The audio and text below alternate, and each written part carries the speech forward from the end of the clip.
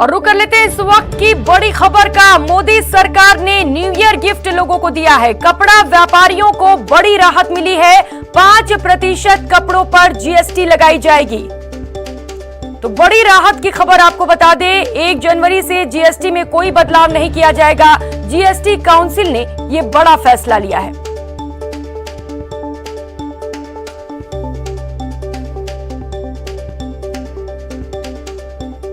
बता दें कि जीएसटी में बदलाव किया जाना था, जीएसटी की दरों को और भी ज्यादा बढ़ाया जाना था, लेकिन इस बीच मोदी सरकार ने न्यू ईयर गिफ्ट दिया।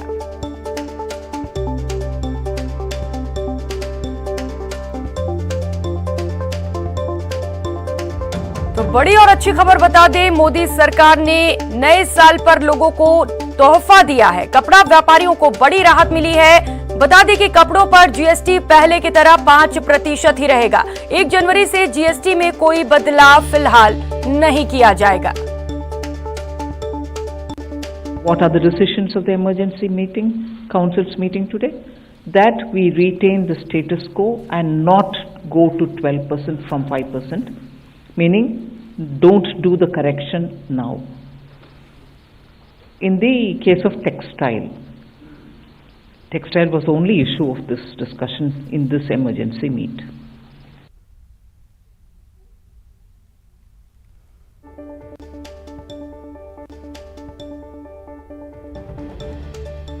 तो नए साल पे जो लोग कपड़े खरीदने की तैयारी कर रहे थे, उन्हें अब मायूस होने की जरूरत नहीं है, क्योंकि प्रधानमंत्री नरेंद्र मोदी ने लोगों को ये बड़ा तोहफा दिया है। बड़ा ऐलान किया गया है कि जो नई दरें लगाई जानी थी कपड़ों पर जीएसटी को लेकर, वो फिलहाल नहीं लगेगी। तो कपड़ों पर जीएसटी फिलहाल 5% ही लगाई जाएगी।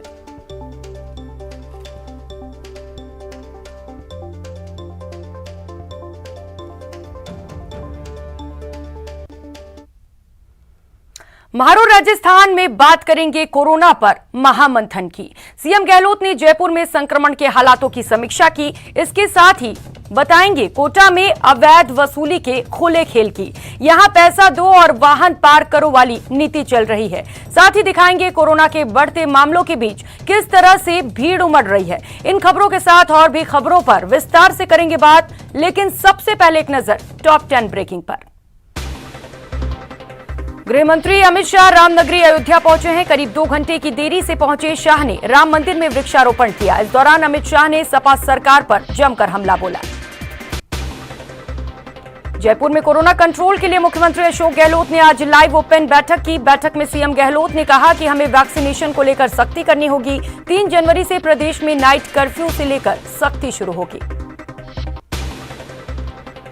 ओपन मीटिंग में सीएम ने यह भी कहा कि प्रदेश में कोरोना के मामले बढ़ रहे हैं, जिसकी वजह से 31 जनवरी तक सभी लोग दोनों डोज लगवा लें, नहीं तो पब्लिक प्लेस पर एंट्री नहीं मिलेगी। ओमिक्रॉन के खौफ के बीच देश में कोरोना वायरस के रोजाना मामलों की संख्या में एक बार फिर से तेजी देखी गई। पिछले 24 घंटे में देश भर में 16,764 नए कोविड के मामले सामने आए। वहीं 220 लोगों ने दम तोड़ दिया। ओमिक्रॉन संक्रमण से उदयपुर में 73 साल के बुजुर्ग की मौत हो गई। हालांकि 21 दिसंबर को बुजुर्ग की रिपोर्ट निगेटिव आई थी। टेस्टिंग के बाद 25 दिसंबर ओमिक्रॉन वायरस की पुष्टि हुई थी। चिकित्सा विभाग के मुताबिक पोस्ट कोविड निमोनिया की वजह से मौत हुई है। कश्मीर घाटी में पिछले 48 घंटे के भीतर सुरक्षा बलों ने 9 आतंकियों का सफाया किया। श्रीनगर के पंथा चौक में सुरक्षा बलों और आतंकियों के बीच आधी रात को हुए मुठभेड़ में 3 आतंकी मारे गए। वहीं सुरक्षा बल के 4 जवान घायल हुए हैं। जैसलमेर में 2 कारों में भीषण टक्कर में 2 लोगों की मौत हो गई, जिसमें 7 लोग घायल भी हो गए। घायलों में 2 बच्चे भी शामिल हैं। कोटा न्यू मेडिकल कॉलेज में अवैध रूप से पार्किंग स्टैंड चल रहा है। यहां आने वाले मरीजों और उनके तीमारदारों से पार्किंग के नाम पर अवैध तरीके से वसूली की जा रही है। छोटे वाहनों से 10 रुपए और बड़े वाहनों से 20 से 30 रुपए वसूले जा रहे हैं। उदयपुर में राहुल मखीजा किडनैपिंग कांड में पुलिस के हाथ अहम सुराग लगे हैं। इस मामले में कुछ सीसीटीवी फुटेज सामने आए हैं। सीसीटीवी फुटेज को गंभीरता से लेते हुए पुलिस ने बताया कि मामले की जांच तेज कर दी गई है और जल्द ही आरोपियों को गिरफ्तार किया जाएगा। नए साल को लेकर राजधानी जयपुर में पर्यटन उफान पर है। आसपास के राज्यों से करीब 1 लाख के करीब पर्यटक मरुधरा पहुंचे हैं। और रुक कर लेते हैं इस वक्त की बड़ी खबर का। जोधपुर से बड़ी खबर है, राजू नायक की मौत मामले में ये बड़ा अपडेट। लोहावट एसएचओ और कांस्टेबल को सस्पेंड कर दिया गया है। वहीं 3 कांस्टेबल लाइन हाजिर हुए हैं। पीड़ित परिवार के सदस्य को नौकरी देने, धारा 307 में मुकदमा दर्ज करने और परिवार को आर्थिक सहायता देने का भी भरोसा दिया गया है। तो न्यायिक जांच की मांग को भी मान लिया गया है। थोड़ी देर में पोस्टमार्टम कराकर शव को उठवा दिया जाएगा। तो आपको बता दें कि 7 दिनों से शव मोर्चरी में पड़ा हुआ था। जो परिजन थे वे लगातार आंदोलन कर रहे थे और न्याय की मांग कर रहे थे।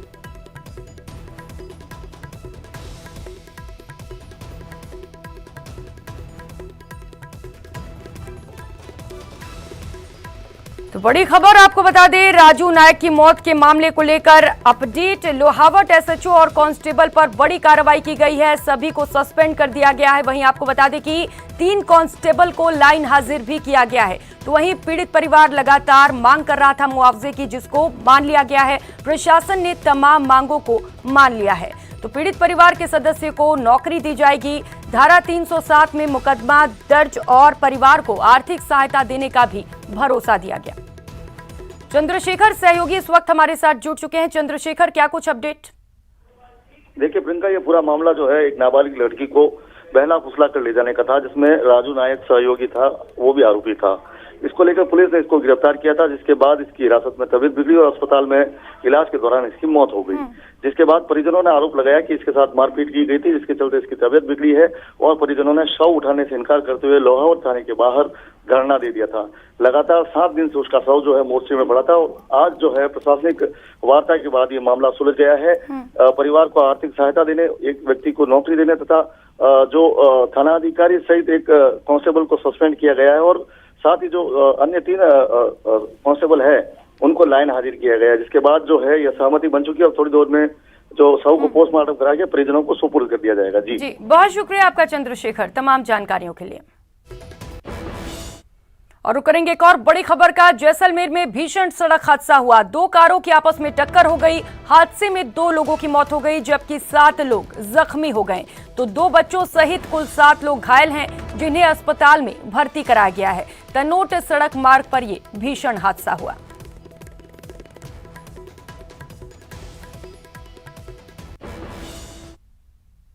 एक और बड़ी खबर का रुख करेंगे। हनुमानगढ़ में किसान टंकी से उतर चुके हैं। 18 दिन बाद ये सभी किसान टंकी से उतरे हैं। तो बता दें कि प्रशासन से वार्ता के बाद किसान मान गए हैं। रामगढ़ माइनर नहर की जांच कमेटी द्वारा की जाएगी। नहर की मरम्मत करवाने की भी मांग की गई थी, जिसे मान लिया गया है।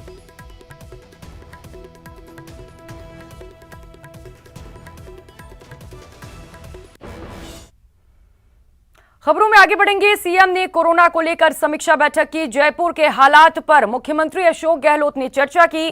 कोरोना पर विशेषज्ञों की राय भी जानी। तो वहीं 31 जनवरी तक वैक्सीन की दूसरी डोज को अनिवार्य कर दिया गया है। दूसरी डोज के लिए अलग से एसओपी जारी की जाएगी। 31 जनवरी के बाद नो वैक्सीनेशन नो एंट्री को लागू कर दिया जाएगा। तो 3 जनवरी से हेल्थ प्रोटोकॉल की सख्ती से पालना कराई जाएगी। जयपुर के अलावा 4 जिलों में संक्रमण लगातार बढ़ रहा है। ये जिले हैं अजमेर, जोधपुर, बीकानेर और श्रीगंगानगर।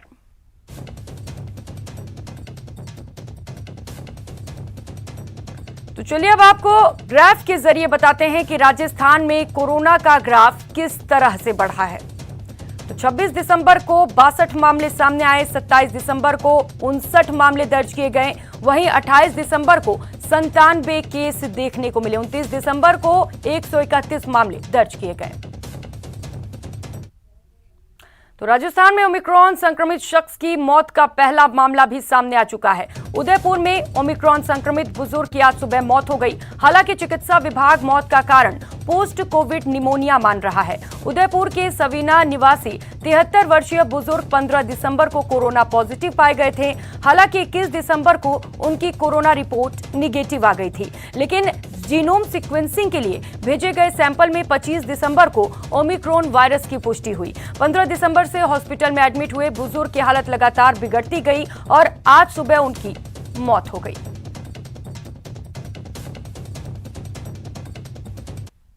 दोबारा सैंपल कराया, उसमें वो दोबारा नेगेटिव आए, वो डबल नेगेटिव हो चुके थे। इनको जो कोमोर्बिडिटी थी उसमें हाइपरटेंशन था, डायबिटीज मेलेटस था और हाइपोथायराइडिज्म था। चूंकि ये डबल नेगेटिव आ चुके थे इसलिए कोविड डेथ तो नहीं मनाएंगे, लेकिन पोस्ट कोविड डेथ जरूर मनाएंगे। इनको वैक्सीन की भी दोनों डोज लग चुकी थी।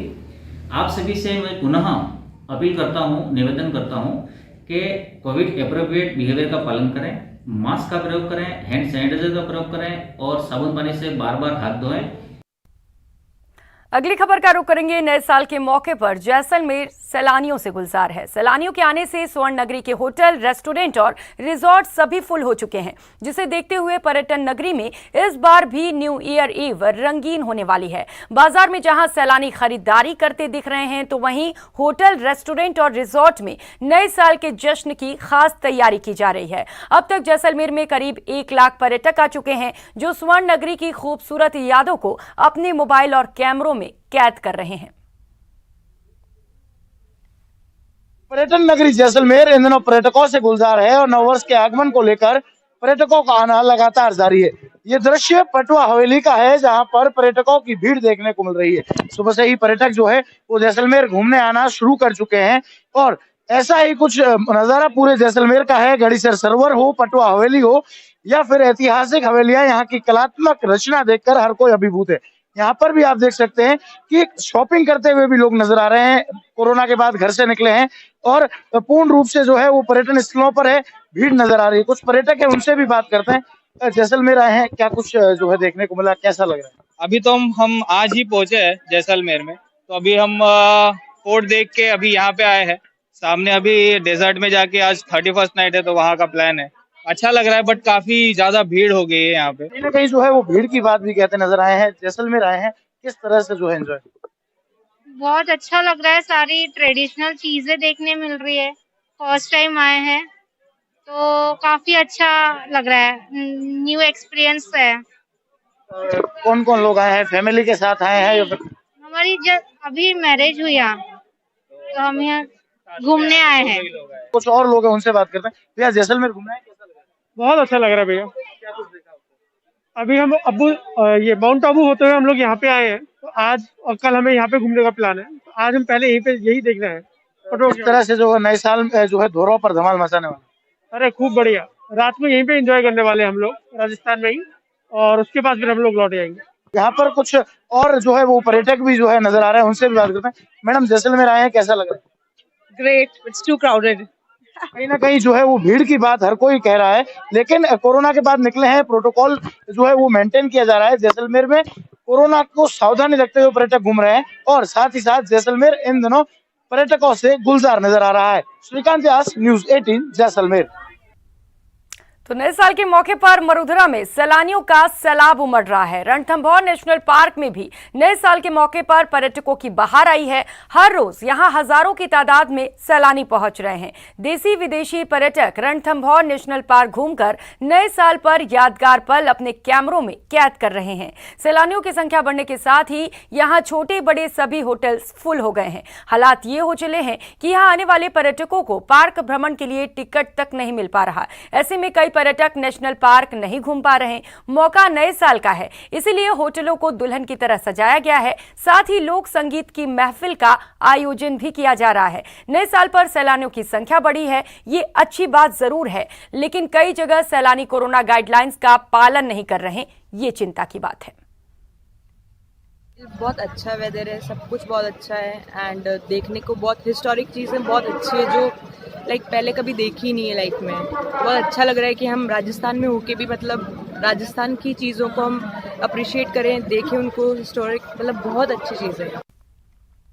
अगली खबर का रुख करेंगे। केंद्रीय साहित्य अकादमी के पुरस्कारों की घोषणा हो गई है, जिसके लिए जोधपुर के रचनाकार मिठेश निर्मोही को उनकी राजस्थानी काव्य पुस्तक मुगति के लिए पुरस्कार मिला है। घोषणा होने के बाद मिठेश निर्मोही को बधाइयों का सिलसिला जारी हो गया है। साहित्य पुरस्कार मिलने पर जोधपुर में हमारे संवाददाता डॉक्टर रंजन दवे ने बात की मिठेश निर्मोही से। केंद्रीय साहित्य अकादमी ने वर्ष 2021 के लिए पुरस्कारों की घोषणा की है। खुशी की बात है कि जोधपुर के रचनाकार और कवि मिठेश निर्मोही जी की यह कृति, जो इस वक्त मेरे हाथ में है, मुक्ति, को भी पुरस्कार मिला है। जोधपुर के लिए बड़े फख्र की बात है, और फख्र की बात इसलिए भी है कि मिठेश निर्मोही जी इस वक्त हमारे साथ हैं। तो सबसे पहले तो न्यूज़ 18 राजस्थान परिवार की ओर से आपको इस उपलब्धि के लिए बहुत बहुत बधाई। आपको साधुवाद। मिठेश जी, साहित्य में और लेखन में आपका लंबा अनुभव रहा है। इस लंबे अनुभव की परिणति हम देख भी रहे हैं कि कई सारे पुरस्कार और कई अनुवाद, कई विदेशी भाषाओं का अनुवाद के रूप में भी आपकी पहचान की जाती रही है। क्या कुछ है ऐसा मुक्ति के अंदर, ये थोड़ा सा हमारे दर्शकों को आप बताएं। मुक्ति में मेरा मरु प्रदेश है, मरु प्रदेश के लोग हैं, उनका जीवन संघर्ष है, यहाँ की भौगोलिक स्थितियाँ हैं, यहाँ के जैसलमेर के जो मरुस्थली है वहाँ के सम के धोरे हैं, और यहाँ और दूसरा जो प्रदेश है, ये हमारा प्रदेश तो भूभाग बहुत लंबा चौड़ा है, तो उसके सुख दुख सारे उसमें समाये हुए हैं। अब भाषा की बात आती है और राजस्थानी की बात आती है, तो राजस्थानी में कहते हैं कि जब मोर नाचता है बड़ा सुंदर लगता है, लेकिन जब वो अपने पाँवों की ओर देखता है तो वो रोता है। तो हमारी भी भाषा की यही हालत हो रही है। इस पर एक साहित्यकार की नज़र से आप क्या कहना चाहेंगे? मुझे बड़ा दुख है, हालांकि ये पुरस्कार मिला है तो ये खुशी भी है, किंतु ये खुशी आधी अधूरी है। हमारी मातृभाषा राजस्थानी को संवैधानिक मान्यता नहीं है, और हम दशकों पीछे चले गए, सारी भारतीय भाषाओं से पीछे चले गए। तो मैं ये अभी भी सुधार का समय है, राजस्थानी भाषा को संवैधानिक मान्यता दी जाए। तो निश्चित तौर पर एक तरफ खुशी तो है ही, लेकिन दूसरी तरफ टीस भी है भाषा की मान्यता को लेकर। उम्मीद ये की जानी चाहिए कि सीपे सालार और राजस्थान से ताल्लुक़ रखने वाले राजनेता इस विषय पर गौर करेंगे, और वह दिन ज़रूर हमारे सामने आएगा जिस दिन राजस्थानी भाषा को भी मान्यता मिलेगी। मिठेश निर्मोही जी को केंद्रीय साहित्य अकादमी पुरस्कार मिलने के लिए न्यूज़ 18 राजस्थान की ओर से बहुत बहुत बधाई। यहाँ रुकेंगे एक छोटे से ब्रेक के लिए, लौटेंगे फौरन।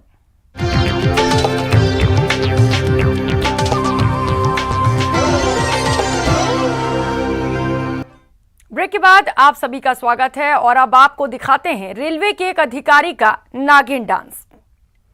तो देखिए कैसे जमीन पर लेटकर ये कोटा रेलवे के अधिकारी जमकर डांस कर रहे हैं। नागिन डांस कर रहे इन साहब का नाम है धर्मेंद्र कुमार पांडे। वर्तमान में रेल विकास निगम लिमिटेड में चीफ प्रोजेक्ट मैनेजर के पद पर कार्यरत हैं। बताया जा रहा है कि पांडे जी का नागिन डांस वाला ये वीडियो 27 दिसंबर को बीना के होटल में पार्टी का है।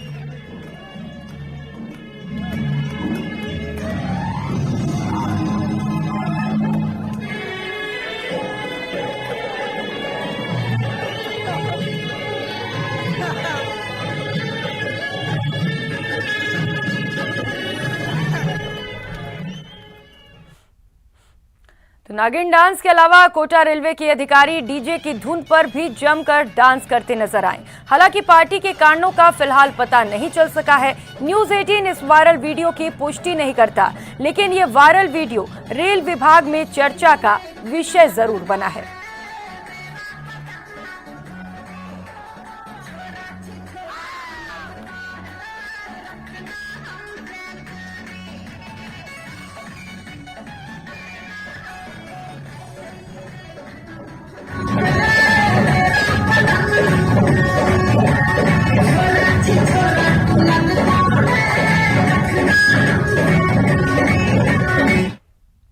पार्किंग करनी है तो पैसे देने पड़ेंगे। जिसने पैसे दिए उसकी गाड़ी पार्क हो गई, और जिसने आनाकानी की उसको अपने वाहन पार्क करने की जगह नहीं मिली। जी हां, कोटा न्यू मेडिकल कॉलेज में अवैध रूप से पार्किंग स्टैंड चल रहा है। यहां आने वाले मरीजों और उनके तीमारदारों से पार्किंग के नाम पर अवैध तरीके से वसूली की जा रही है। छोटे वाहनों से 10 रुपए और बड़े वाहनों से 20 से 30 रुपए वसूले जा रहे हैं। इतना ही नहीं, अगर किसी ने रसीद मांग ली तो उसके साथ बदसलूकी की जाती है और गाड़ी उठाने की भी धमकी दी जाती है। ऊपर से वाहन चोरी हो जाए तो उसकी जिम्मेदारी पार्किंग करने वाले की नहीं होती। पिछले 2 साल से यहां पर पार्किंग का टेंडर नहीं निकला है, लेकिन खुलेआम अवैध पार्किंग का खेल जारी है। यहां हड़ौती के मरीज ही नहीं, बल्कि राजस्थान की सीमा से सटे मध्य प्रदेश से भी कई मरीज आते हैं। बात अगर ओपीडी की जाए तो रोजाना करीब 3000 मरीज जनवरी से आते हैं और 2000 से ज्यादा मरीज और तीमारदार अवैध पार्किंग में वाहन खड़े करते हैं। इस स्टैंड को नवीन दिवाकर और नरेंद्र मीणा अवैध रूप से संचालित करते हैं, लेकिन जैसे ही दोनों को ये जानकारी लगी कि उनकी करतूत कैमरे में कैद हो रही है, वे मौके से भाग खड़े हुए। जी लिए जाते हैं। कितने दिन में आप 10 बजे के आसपास आए, 4-5 जने यहाँ पे खड़े मिलेंगे आपको, और पर वाहन आपसे 10 रुपए। टेंडर तो है ही नहीं, ये हमें पता नहीं है, किसी को पता नहीं है यहाँ पे। ये तो इस बात का फायदा उठा रहे हैं। चल रही है, अगर आप कह रहे हैं कि टेंडर नहीं है तो लूटामाटी चल रही है यहाँ पे।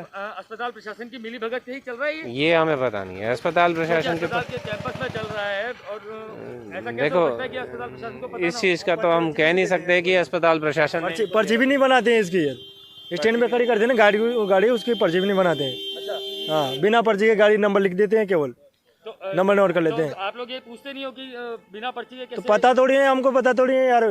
हमारे लिए तो भाई बैठे रहते हैं, 4-5 लाइन से वो एंट्री करते हैं, बेकायदा नंबर लिखते हैं, बस नंबर लिखते हैं, वो पर्ची नहीं देते। राजस्थान सरकार एक और सस्ती चिकित्सा व्यवस्था जनता को मुहैया कराने के लिए दिन रात एक कर रही है, तो वहीं दूसरी ओर कोटा के सबसे बड़े अस्पताल न्यू मेडिकल कॉलेज में यहाँ आने वालों के साथ हो रही है अवैध वसूली। 2 साल से साइकिल स्टैंड का टेंडर नहीं हुआ है, लेकिन साइकिल स्टैंड पर गाड़ी खड़ी करने के लिए लोगों से अवैध रूप से वसूले जा रहे हैं पैसे। तस्वीरें हम आपको दिखाते हैं।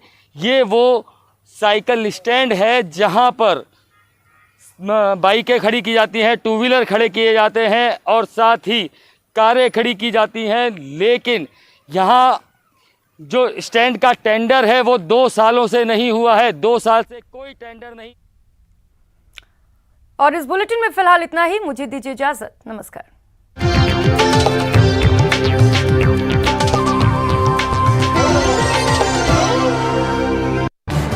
इस न्यूज हेडलाइंस के प्रायोजक पेट सफा आयुर्वेदिक चूर्ण। पेट सफा, हर रोग दफा।